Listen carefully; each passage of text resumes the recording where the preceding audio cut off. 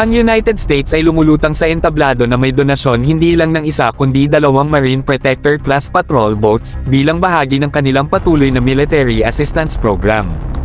Ito ay isang patunay sa matibay na ugnayan sa pagitan ng ating mga bansa at isang halimbawa ng internasyonal na kooperasyon sa aksyon.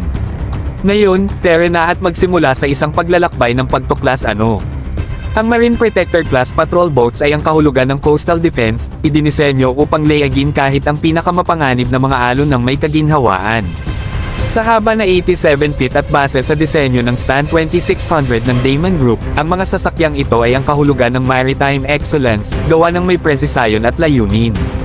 Pero teka, mayroon pang higit sa likod ng barkong ito. Binuo ng Bollinger Shipyards ng Lockport, Louisiana, ang mga patrol boats na ito ay higit pa sa mga sasakyang pandagat, sila ay mga simbolo ng seguridad at mga tagapangalaga ng ating karagatan sovereignty.